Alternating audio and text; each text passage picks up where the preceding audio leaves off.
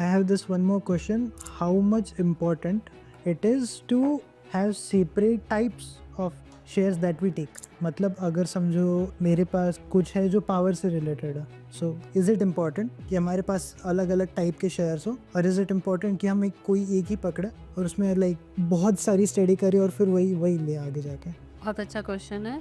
हमेशा कहते हैं कि don't keep your eggs in one basket, and that's what we need to plan in stock market also. We should diversify our portfolio. Suppose you have some shares in power sector, you have some shares in automobiles, you have some shares in metals, you have some shares in banking. Then you are secure and you have saved yourself from sudden risk of any particular sector. Suppose आपके पास ये अलग अलग sectors के stocks हैं। अब मान लो कल को बैंकिंग में कोई बहुत बड़ी न्यूज़ आती है कि किसी बैंक में स्कैम हो गया, जैसे पीएनबी में हुआ था। आई डोंट वांट कि कोई स्कैम हो, बट पहले हुआ है ऐसा।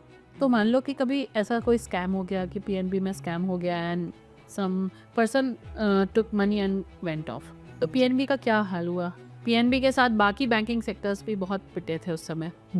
सारे स्टॉक्स कौड़ियों के भाव में मिल रहे थे। पीएनबी वॉज लाइक 20 रुपये का या 22 रुपये का कुछ ऐसे स्टॉक हो गया था। तो अगर मान लो आपने सिर्फ बैंकिंग सेक्टर पढ़ा होता और बैंकिंग सेक्टर में पैसा लगा रहे होते तो आपका क्या हाल होता पोर्टफोलियो का?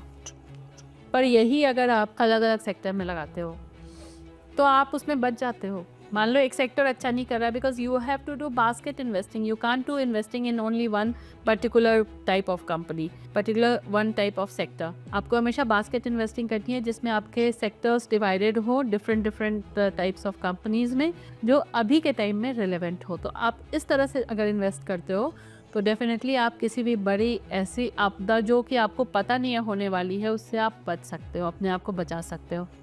एंड वन मोर सजेशन, अगर आप इन्वेस्टमेंट कर ही रहे हो तो थोड़ा पैसा गोल्ड ETF में भी ज़रूर लगाइए, क्योंकि gold ETF acts as a hedge against all the natural calamities and against all the war situations that pan out in any country, because gold हमेशा से सेफ हेवन है। मान लो आपका स्टॉक पोर्टफोलियो नेगेटिव में भी चला गया, पर गोल्ड आपको बचा लेगा वहाँ पे।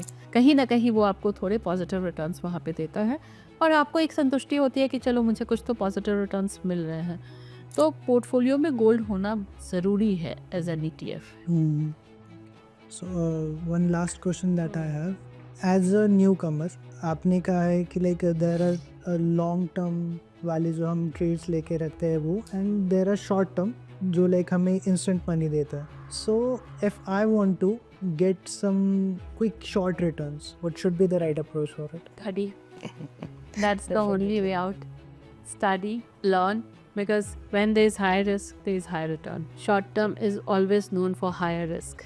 और जब भी आप हायर रिस्क की तरफ जाओगे तभी आपको वो शॉर्ट टर्म गेन्स मिल सकते हैं।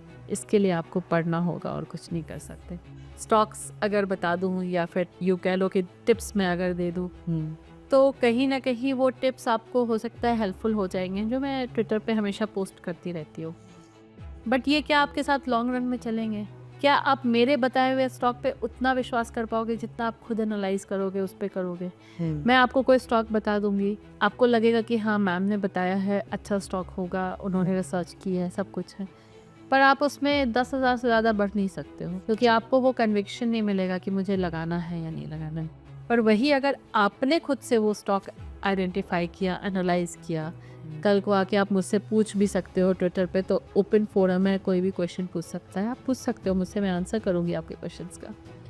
और फिर आप अगर उसमें पैसा लगाओगे तो डेफिनेटली आपका वो कैपिटल काफ़ी ज़्यादा होगा, क्योंकि आपको ऑलरेडी कॉन्फिडेंस है कि ये स्टॉक अच्छा करेगा। डबल कॉन्फिडेंस मिल गया क्योंकि मैम ने भी बोल दिया है।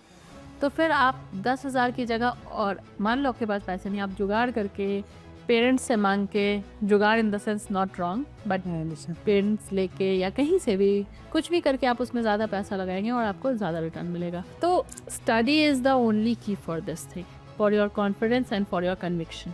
ये दोनों चीज़ें आपके पास आ गई तो कोई आपको आगे बढ़ने से नहीं रोक सकता है। And how important it is for you to have a certain amount of capital when you start investing? Not needed. I started with 500 rupees. Okay. Capital is one thing and return is other thing. The main bridge between it is study. Capital आपके पास 500 होगा और मान लो आपने उस पर 100 गुना भी return कमा लिया तो वो 1,000 ही होगा, ठीक है, टिप्स लेके।